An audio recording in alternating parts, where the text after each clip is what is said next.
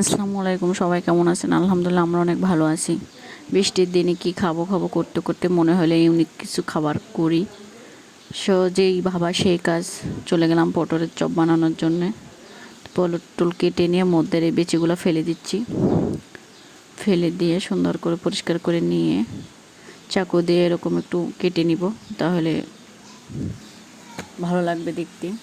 তো আমি এখানে চালের আটা নিয়ে নিয়েছি, বেচন নিয়ে নিয়েছি, মধ্যে কালো জিরা দিলাম, মরিচের গুঁড়া, হলুদের গুঁড়া, লবণ দিয়ে পানি দিয়ে মিক্সড করে নিব।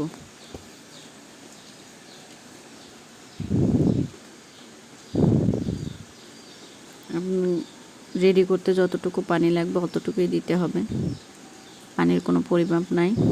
গোলাটা এরকম করতে হবে, বেশি ঘনও না বেশি পাতলাও না, করে চুবিয়ে চুবিয়ে দিয়ে দিব পটলগুলো।